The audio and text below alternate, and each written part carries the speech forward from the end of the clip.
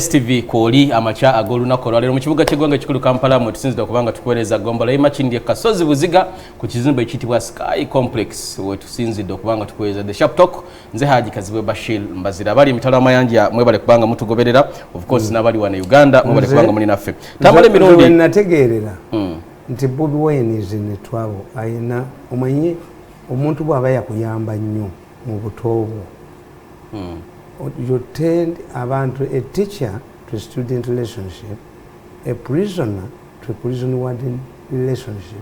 If you go to Luzira to visit people, abali babadde babuuza bafende nga bafukamidde ne bwoba wafuluma. Yes. Nabaga nti President Museveni yali bweru gundi n'alemera mu office tumukunde naga nti njagala eyangobye njogere naye nali ne tumukunde mu office nali nfiiriddemu nizireeta mayombo ne military lole bano nye tumukunda afulume alemeddemu naye awulidde ekiragiro kya mukama we nyefunza ne babukubira katumba wa mwana simenye baga nti jeesi y'amagye egamba ki n'abidduka nizireeta tinyefunza ng'ayina bazoka kikompolo kikuba ennyonyi nga kyebagala okubisa tumukunde alemeddemu kaakati nti ekigenda okunyamba okufubutuka okudduka yali Professor Nsibambi. I think the president knew tibano bonna baasoma Makerere. They have respect for Nsibambi. Era Nsibambi ye yagamba tumukunde. You have expressed your concern. Brigadier. Let us wait when the president comes back. We shall explain to him your concerns. Naye era nayalibera mutifunza n'agamba Professor Lugayo nkatere vayo kakube bwene nga bazokaji Lugayo nkatere bazuka zikuba nyonyi natifunza jayagala kusa tumukunde nga agamba nti atepe mu maje boto wamajaje emedde kamanda ni chief tebakusiba Lugayo kati Nsibambi bwayingira namuyita mu kooti munkwala boti noddo nene tumukunde. Yes, I started working with tumukunde in 2001 tumukunde nga yagala bwa president ngalawo okimanyi nga nkimanyi nengo okolera Museveni tenda alina agenzeeyo ayito nagenda mu State House. Yes, era le bampa omulimu tumukunde le bamusiba we are monitoring us oba gwe wali mbega ate ne bwe yalowooza we met we are ready after we lwakiri baku lubamusiba lwakiri bakuwa omulimu naye muketta nze seketta bantu no kakati mbagamba nti okuva olunaku lwe nalabanga Nyanza awasizza lwe nagamba Bobi Wine nti kakati engule muzifunye. You cannot marry during a struggle. Chairman Nyanzi kibyokuwasa sente za sipapa ne muzirya sipapa namukubyemu emboko yalese baana bange nafukamira naga muzeyi nkubuulire naawe ebya State House obimanyi mukubagana enkwawo sikubanga ku ssasi nalimu naye buli wendaga basindikawo abakuba amasasi which could be good. Sipapa yatambula n'abantu abakuba yagamba nti bayinza okubanga bamugenderako yenga tabalaba agenda reporting bamukwate Maris omuntu akwata mutwe n'agutwalira kadaga mu office n'ogamba Maris yabana Tamale kati kakati nze olunaku olwo nabagamba kakati mmwe tuliyambala engule bw'olaba omuntu awumuzizza aba atuuse the moment I saw Nyanzi maringi akunganyiza ne sente ne Bobi Wine n'agendako nakinyonyola na defending and defendable things tusazeewo tuwase kubanga swagolo yafa. You cannot have the abantu banabeera mu kubonaabona tiyagasi yekayeka tebeyagaleko ebirala biyimiriredwa kuba bali abantu bamusebeni abantu bazaaliranga ne mukyala we nga baawukana ne mukyala we Makindi tewaliwo mobile phone. How long did he take to communicate with his family?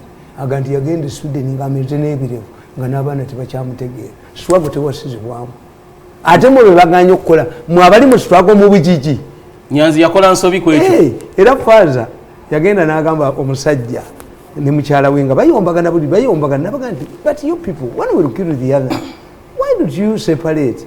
Omusajja n'amugamba nti I'm not surprised that we're advising us to divorce because you don't know what you were missing in the marriage. Singa badde musajja munnange n'alikikiriza ayina omukazi gwe oba omukazi n'omusajja bali ku mbiranye y'amaanyi kakadde akafuna olubuto bakajjawo kitegeeza eyo marriage balina ebibayombya. Yes. Niba banga akadde akafuna olubuto okwetunula mu face bakalina nga sibya struggle sibya rape kitegeeze yo marriage kakati mmwe Museveni banyigiriza ekiyitiridde ate obudde obuwasa mu bujjawa nategeera nakubira Bobi Wine esimu nemuga nti struggle ogisi naga nti this is a new strategy twagala tubatukanye okukuba enkuŋŋaana kakati katukozesa embaga nemuga nti n'abalaba n'awasa if it is a strategy n'abalaba bonna bwina banaawasa and does it start on you tikitandikira mu family. This is what the people don't know. Ekintu kyonookola Museveni is a patient man takolangako kintu n'akitandika ye kennyini apana kitandikira ku balala naye nga yakyagala kakati letasaaso ne bwaba si yakyagala nti omwana wa Professor Lule yaliyo omwana w'Okero Lutwa Museveni gwe yajjako abadde minister for a long time omwana w'Obote abadde mu government. What does it, what are you building? Omwana wa Lucha Muzaze owa Sempi jagala kujja gundi owa Tumukunde bakubagana n'owa Lwamirama. What are you building? If all of us start walking naked in the city, it becomes a fashion. Fena tumanyuke nga tuli bute bwetukitandika ng'ekalamojja kati tukitandika nga fena ekintu kikuswaza ekikoze bwomu. Yes, if walabya konga Museveni abagamba nti n'owajja mu parliament. No. Kakati if it happens ani asoose kikola. Bali abalala si. Kakati sisooka na wange si Bobi Wine nti nsooka na wange. Kyantegeeza nti Bobi Wine cannot control Nyanzi. Nyanzi ye mwagazi wa sente. Is a businessman, cannot hold a political party. Ate toyinza ku Bobi Wine abulamu omusajja omukulu amugayidinga. Why do you believe nti George Bush bwe yali agenda yalekawo Chine omusajja omukulu nga vice wa Bush mutabani we to get guidance? Why did Museveni, a 43-year-old man, once he took power yatekawo Kiseka omusajja omukulu? Lwaki gwe n'abalala balinga emundu muzitunuliza nnyo Chairman Nyanzi? Mumbulire people power erimu musajja ki ali ku arbitration abasajja bakole committee of elders mwine mufaanagana kyetagise omulembe gw'abavubuka abasajja abakulu yebakomye okubeerawo babuzize eggwanga. Ekyokubiri abakulu balemeddwa okutereeza eggwanga guno omulembe mulala. Lwaki Uganda yatabanguka at independence? Kenyatta became Prime Minister of Kenya at the age of 75. I don't know how it was in Nyerere. But Nyerere, because of education and Catholicism, Nyerere was a teacher. Teachers at that time produced leaders and trade unions. Mu Uganda n'okusalawo okuleeta omulangira w'e Kent yali celebrating emyaka gya 29. Ben was 39, Obote was 37, ani omulala yaliwo player Mutesa with his Snow Bishop bringing. Could these people hold the power? Sankara ne gundi Kampolo yatta Sankara ndi amutwalako bondi Burkina Faso. And Mira bwe yajja mu Uganda, you don't know the history of a Mira. When the Mira came to Buganda, it was brought by the Arabs. Abantu bonna they were seeing their faces for the first time. Ngomuteyera banga kutamanyi bwafaanana. Kakati kabaka bamuyitanga Ssuuna, Ssekabaka Ssuuna agenda okwekebera mu ndabirwamu nga yalwala kawaali. Yatta abasajja abalungi bonna mu kabineti ye. He was young. How old was good? Kakati from Buganda bakuga nti Kayemba Nantabuliro yasaabala bwa boom. Do you think Kayemba Nantabuliro okusaabala obwe boom was he an old man? Read the simple history. Muvubuka. Nti Mutesa had managed to outplay the Europeans in his palace. But because Mwanga was young, ngate yayina Katikiro Mukasa ngate musamize. That was the problem. Mwanga as Katikiro was Mukasa musamize. Katikiro Mukasa Longore believed that these religions were about to go. Yazitanga dini engenyi zijja kukyaluka. Era yettisa abasomi. But God punished him. Yomba mugera mu byabagundi abo. Ennyumba ya Katikiro Mukasa laddu yagikuba. Naye ekyo n'abagenda Kiwanda mulaba naye singa buli yajja ennamugongo ayitira waffe. Bayina gye bayita mu kizibira, bayina gye bayita mu ddwaniro Kabooko. Why? The deciding battle between Mwanga and an army commanded by Sapolo Kagwa took place at our place. singa ng'ekkubo ly'omusalaba singa bagundi abajja wano but one of my son is in tourism nemugamba abikole naye balya sente. So what's the way forward nya tuve ku nsonga ya Nope kakati I'm not surprised nti Nyanza akola ebyo ate nga alina a lot of influence ku Bobi Wine. Kakati olina okutoletinga President Museveni yagamba nti nalinananga muwanga nga vice naye nga muwanga awunya ebigere kazi bwe teyagambako omuntu nti awunya ebigere. Museveni yagamba yaline muwanga nga ye president. Yes. Naye nga Museveni yagamba nti president nga awunya ebigere. He tolerated it. He tolerated it. If you want to go to parliament using Bobi Wine, abakazi abasirwa bagala okuzaala abaana abasawo abaganda babakozesa tinze eddagala nze ndi kuteekamu nakkiriza. Yes, ate era n'atazaala ne bamusiiga siriimu. Kakati mumutoleretinge mwina okutolerating. Is not Nyanzi who has come to your home. You have brought yourself to Nyanzi, to a place where Nyanzi is sway. Abasajja abanyankole bwe bajjanga mu Buganda basanganga ente ensibe ku muguwa ne bazisaasira ne bagamba atuzisaasira zo zakimayo ki. Don't have mercy on these cows. Eze waffe tetuzisiba zino zakimayo kyeno. Kakati zebyomusibira bamu tolerate Nyanzi's conduct, behavior and the way he runs the party. Mwekyo mukifunemu ogende mu parliament oyiye. Tuli ku STV yonna gy'osinzidde okubanga otugoberera nsonga za bya bukulembeze n'ebirala bingi nnyo ebigenda mu maaso. Era mwanange atugobera ne Joseph Tamale the sharp talk. Yes. Nalabye ekintu bano badde nkinoonya mu katabo kange kano gundi kano Museveni is a revolutionary. Bana bagamba some people don't understand Museveni. Okay. Yes. What does a revolutionary do? We have a politician, a revolutionary, and a statesman. Museveni combines both, a statesman and a revolutionary. If you are wording marks, I can understand. This is a revolutionary. This is. Nena bagambi nti ebintu ebimu tembitegeera. UPC concentrated on Museveni as NRM is concentrating on Bobi Wine. UPC? Ngeri mu opposition ngeri nga bali mu power 1980 nga Museveni ali mu nsiko nga wali wano ye vice chairman wa military commission ye yawamba binayezi kati by all means Museveni was the vice chairman of the military commission. That means the vice president. The vice president. Museveni was detained at a roadblock e Kawempe. Waliwo nga vice president oyito joko ye motoka yayimuyitako n'abalagira ku road block anti mukwatirawo ne mukyalawo. Vice president wa Uganda provoking him. I hear waliwo n'omusajja omulala eyali ennyo close the president Reverend Kanu Muhindo bamutya Makerere University provoking Museveni. Ne baddira constituency ne bagirimandalinga ne baddira Kintu Musoke owa UPM bwe yagenda Kalungu okulonda erinnya linga baligyemu. Another UPM man Mayengo, ask Mayengo. Israel Mayengo. Yali agenda wabwe sese kulonda ne bamukwatira ku road block mu Lwera.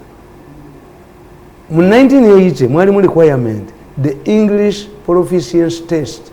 Sebirumbi bwe yajja bamubuuza what is your name? Yaga nti Luwero South constituency. Nemuga nti ayise.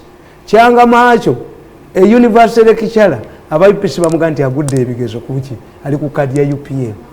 These people thought that it deny Museveni an excuse to go to the bush. Ngana bano bwe bagamba mumujjeko ekibiina mukole mutya. Do you think if Museveni was not harassed that way? Yes, yali akiyinamu. Then you justified. You did not find gundi temwamuwa. These people have agreed. Oba ekibiina kyabwe bakifunye legally oba si legally.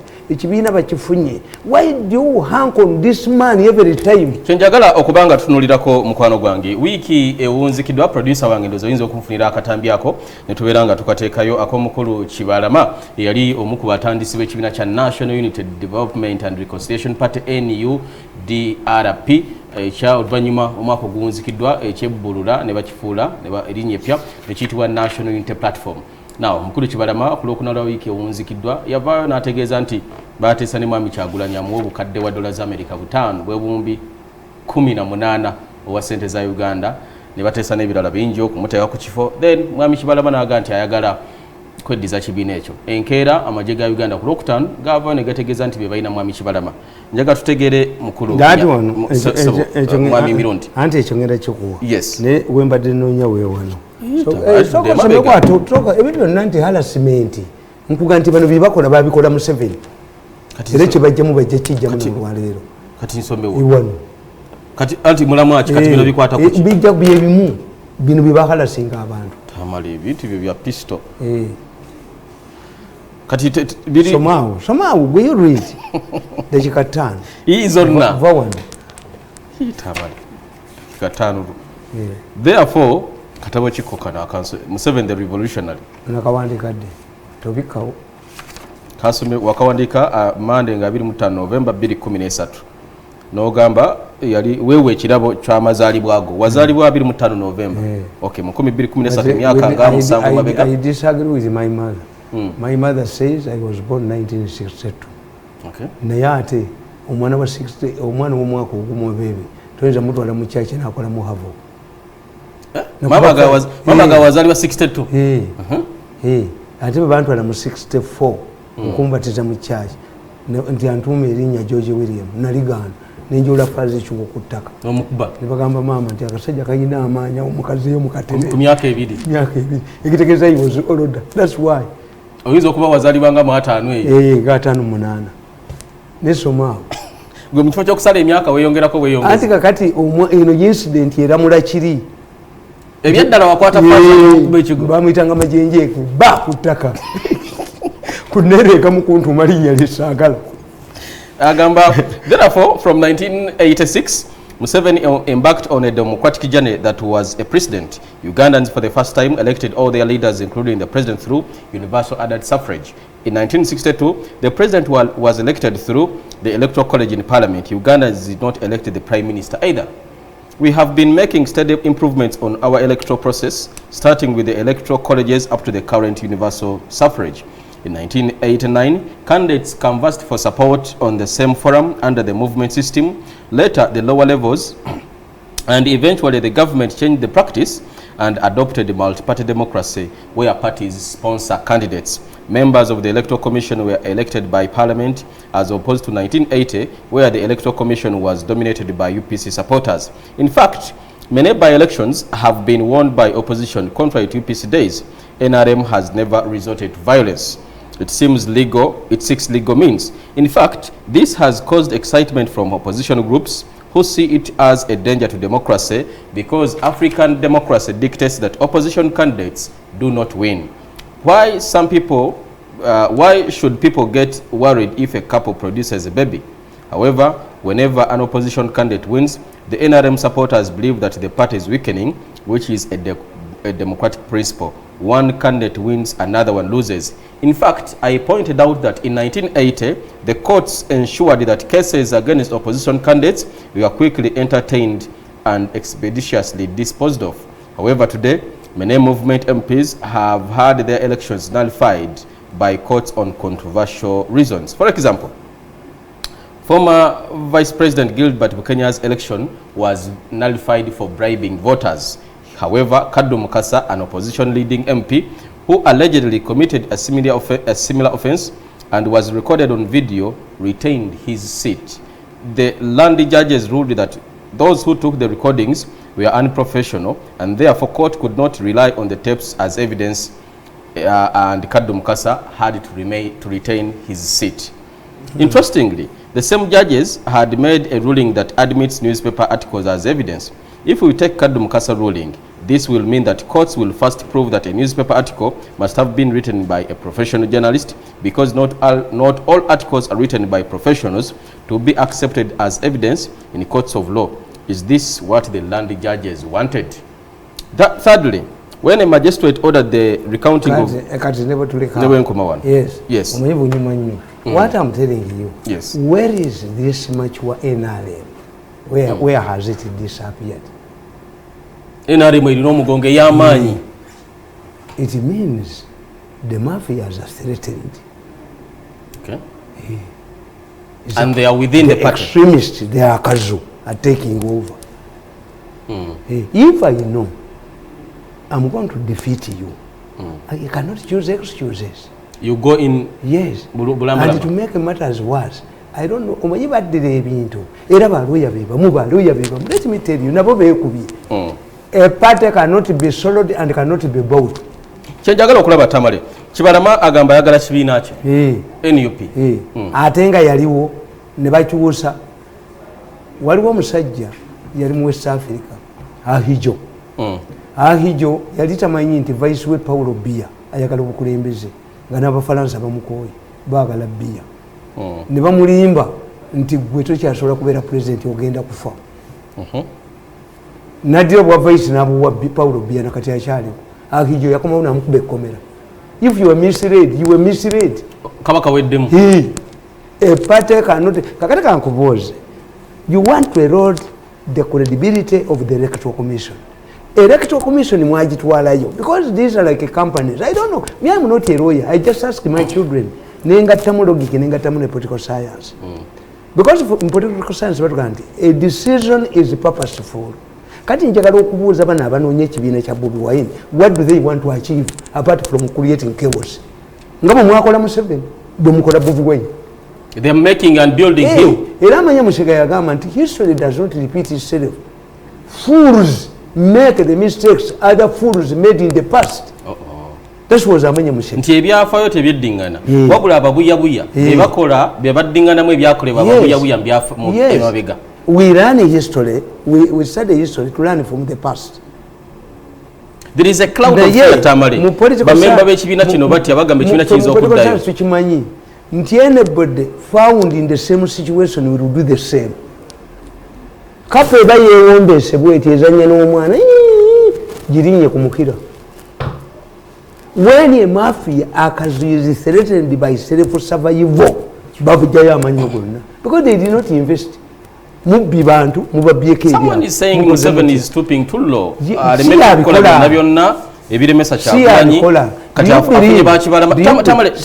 this. Toyinza kujja mwami Museveni ng'amagye ga hold on Tamale. Hold on. Ku Lwokuna mwami Kibalama afulumya video. Hold on.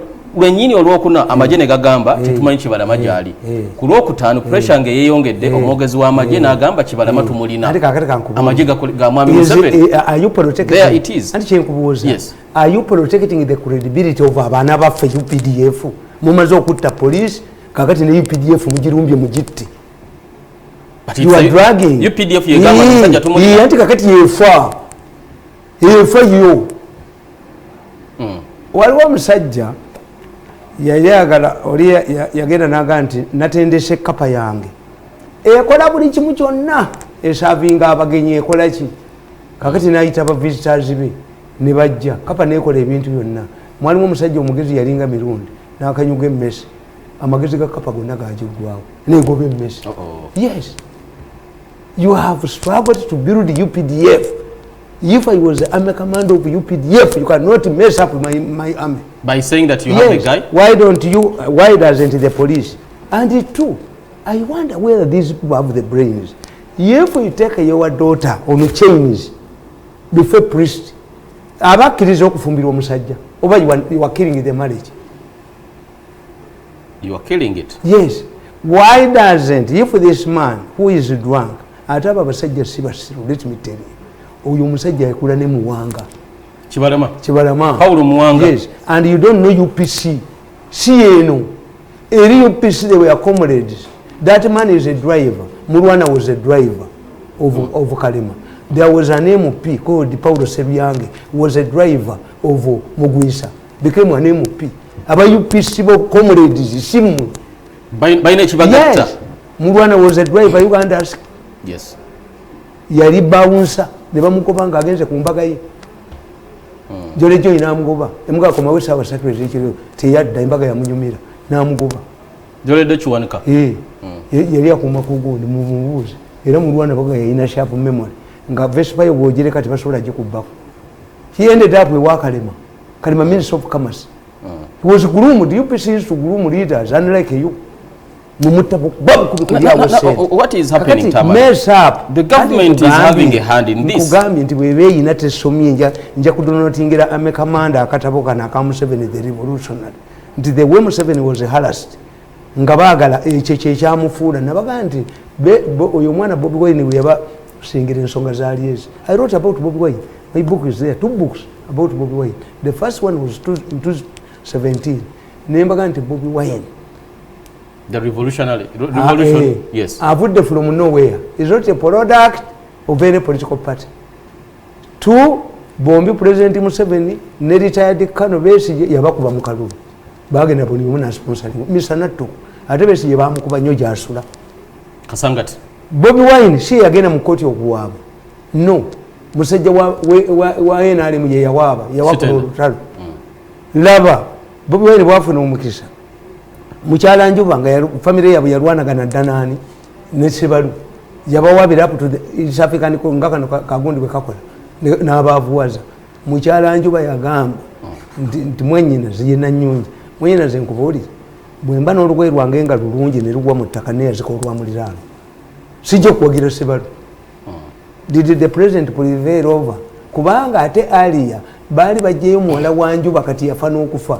Gwe mugamba nti yali driver wa Bobi Wine gwe batya mwaliwo yali driver wa muwala we.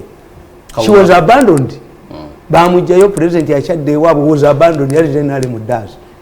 Omuwala n'abeera n'excitement ya Dobwala district bamuwa she eventually died. Kakati nembaga nti Bobi Wine graduates from the ghetto nga tewali ategeera intelligence temanyi. Nze nabaga nti nalabako omu ku banene mu gavumenti nga ine kutiya y'amazike Gandhi vote Bobi Wine. Bonga balowooza nti bajja kweyambisa Bobi Wine to get money from Museveni. Nembabuuza naye gwe oyinza okukwata mukazi w'omuntu ali mu bbaala akuule. Bw'akuula omukyasi n'agenda naye osula weekutte. Nga wezinze. Toyinza kukwata mukazi w'ono omutwala akuule abasajja nti mwenyuko. Bamwereetera. Bobi Wine n'amaalinga. Ne bamuleeta. Nze at that time the only mistake bwe nategeera Bobi Wine nti naye ayina ekizibu yayimba oluyimba nti tugambire ku Jennifer. Ate ne bamugula $3 n'ayimba ku kivulu kya Jennifer. Nya y'obuzaavu such contradictions. Kitegeeza waliwo yali amuwaga ku ssente Nyanzi. Era Nyanzi. Kakati Mya have written. This is why kana katabo kalaba kali ku mbuga. Kali ku mbuga, yes.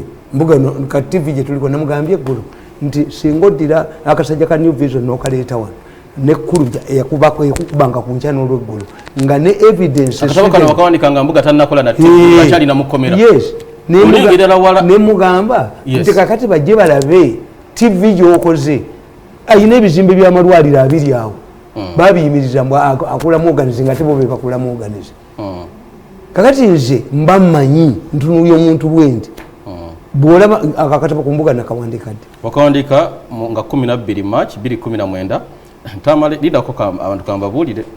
Completed on Tuesday, akatabo kano yakawandika ku mbuga crucified for my wealth, the hunters will also be hunted. N'okuba ku mbuga sente kulike mundu bifaananyi bya mbuga obugagga bwe wano amamotoka ge n'ebirala bingi. Ekiri interesting ndoza osobola okulaba waneeno. Ekiri interesting katabo kano mbuga rather Tamale yawandika ku mbuga kwe kuba nti yakawandika ku Tuesday nga 12 March 2019 at my residence in Kabalagala. Today my program on NBS has been sabotaged because of the same topic. Yes. Wali ochali ku NBS. Program yo ne bagisabotaging. Yes. Kati olwaleero oli ku TV ya mbuga. Biwandika nga mbuga akyali na mukomera. Nga kasola bakabukedde. Nga bukedde wawandika obugagga bwo. Kati bukedde yakubye obugagga bwa kitaka. Mujja kulinda ekyanga bank ebanje. Jirako wawandika bi kalaba obikola otyo okulaba mu future because maybe you see wagamba today my program on NBS has been sabotaged because of the same topic. No wandika akatabo ku mbuga ng'ekyagisako program y'okwogerako kati olwaleero oli ku TV ya mbuga wabyogera nga mbuga akyalina mukomera. Nembagamba nakawandikira Kabalagala abasiru bagambye mbwe Kabalagala simanyi wali ebyuma njogera ne Mudomba simanyi Gordon yani Don simanyi mbu deputy director general Tamale you are something else maybe oli acho bikola otya bi mbalaba I can analyze dikakati boba bakalesinga Bobi Wine it does not dawn on them that the way the UPC made subjected Museveni to the same harassment and you reaped. Namala nafuka ate Museveni siyalina number 2. Naye abantu the moment Semogere went and joined Obote's government, eventually it was government. That's when Semogere is political. You mean by kukola bino byebakola Kyagulanyi, they are making and building him and giving him the power and everything? Yes. Why do you do it? Why do you do it? Lwaki Kyagulanyi obimukola? Tekiriiwo era wano nkugamba sooka otusomewo wano ku Kyagulanyi Kyagulanyi namu baanalizingira Tamale kuwandiika ebintu n'ebimala kubanga nze mba nkitegeedde ekirungi nti obiwandiika bw'obyogera bayinza obyerabira sooka osobe wano nabagamba nti Bobi Wine agenda nakugjayo abayimbi nagamba nti Bobi Wine okuva lwayingiddewo abayimbi mugenda balaba mu politics okawandiika ddi nga wakamaliriza nga 23 July 2017 mu makaago ezzana kubanga saagala babukere yiminge nze seeka ku laptop n'omukono gyegulyeka mu handwriting gundi Gaddafi yakayani obutabo bwa Shakespeare yagamba nti oli yali Shakespeare musiramu agamba Bobi Wine victory or revolution. Bobi Wine we yali agenda mu parliament nga awangudde that very day no wandika bino luwalaba Bobi Wine nga awangudde n'okwate kalamu no wandika. Let me see what you wrote here. Tamale ku page ya 32 ku Bobi Wine agamba the current political social economic environment favors Bobi Wine. As news of Bobi Wine victory hits airwave on election day, I told my children that Uganda has entered a new phase in its political development. My children predicted that Bobi Wine will be bought off, the way other opposition leaders have been bought off. I labored to explain that what was odd was not Bobi Wine's victory, but the fact that a musician could win with such a margin. Let me do some explanation. Why is it that in many countries, governments have given the youth and women unprecedented attention? The fact is that the youth and young people and women are voting blocks, and the gesture is meant to give them encouragement in the face of murky political waters. In India, governments have made significant studies in bringing the untouchables into India's politics. How did black Americans earn respect in the country's politics? In the country's politics that later culminated into Obama's presidency. The battle was started a long time ago by pioneer blacks like Martin Luther King. People like Colin Powell and Condoleezza Rice proved to blacks that they were capable to take power. Then the issue was intelligence and not skin color. Look at Bobi Wine. His victory has provided impetus to many more drama actors to give a shot at political offices through elections. This is so because music is a powerful political weapon. Political scientists argue that music plays a very crucial role in politics. It's a mobilization tool, and it was reported that in medieval ages, music played a vital role in forming reforms. In Uganda, for example, it was the Badingidi who forced Mutesa I to abandon his barbaric practices. One of these incidences includes when he was infected with gonorrhea and there was no effective medicine at the time. Mutesa ordered his male subjects to also acquire the disease in order to prove that they were not cowards, since it was a painful experience. In fact, that's why it was named Ndwadde y'Abazira, which literally means that it is a disease for the brave ones. Tugenda wawane. Tugenda. Kakati? Yes. Nkugamba.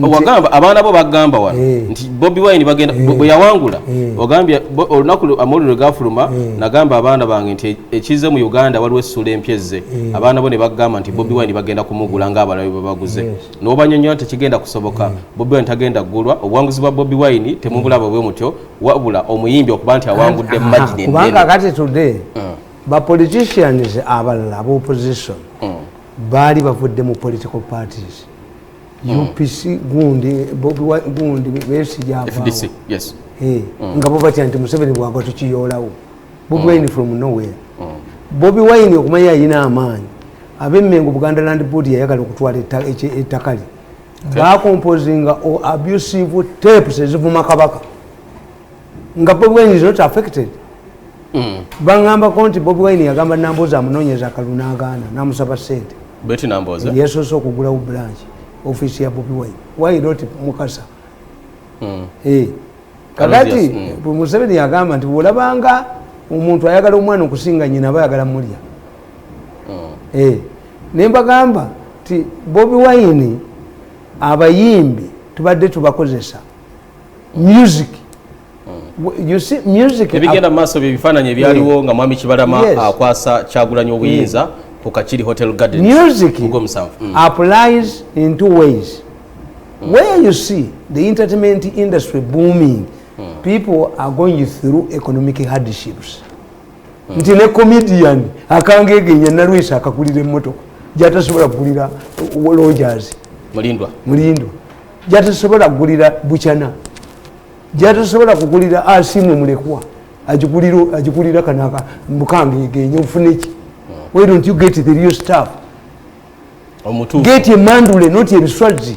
That's what a drunkard is say. Kakati nembagamba nti Bobi Wine buli olabanga music industry in South Africa gonde badlakadobe bakyaliyo. Why? No, bagwawo. They were used as liberating forces against apartheid. Every Congolese is a singer. Why? The Belgians mistreated them. The Jamaicans developed raga dance to remember the African roots. Era gundi Sirasi ye patroni wabo. Music, there is a driving force. Kakati mwabaleeta ku mikolo ne bategeera ffe tubaleetera abantu ku mikolo gy'okunoonya akalulu. Nga ababbi ba ssente bagamba nti abayimbi bwe batabaawo kati kabeekwatiremu. I used to find Bobi Wine humbling himself ng'alina abayimbi 10 wa Kibuule. I saw Bobi Wine singing at Museveni's function in Luwero. Kasita mwabameza. Mwabameza nti mwabaleeta mumubbiremu Bobi Wine n'afuuka gold mine ne bagula bakusaza ne bagula ne baga nti I compared Bobi Wine to a woman with a big bum. Ne bomubbako peti ne bomubbako kubanga Bobi Wine yasooka n'abakolera slogan. Slogan does not need legislation. No, bakusasira bali bakolayo ngana. Anomafa situation ojijja woti. Why has obusamize managed to survive? Nebo yechebi ngo mulokole nabyocha. Enche lubala akwata mulala. Lubala talimbi mungu. Because they don't study. No. Kakati ogula ku bantu okulya sente okukola ki nembagamba nti oyo mwenda okuvuma Bobi Wine tekikola. Kakati mwenda batandika bonna ne Bobi Wine era mwenda yabaddukako olaba ne story mawulire tezikyalimu n'ofuna abadduseeko nange nabaddukako zindi ku Museveni yekka. You can see Tamale njala kumaliriza ekintu kyabwe kiragaya. Get competent people.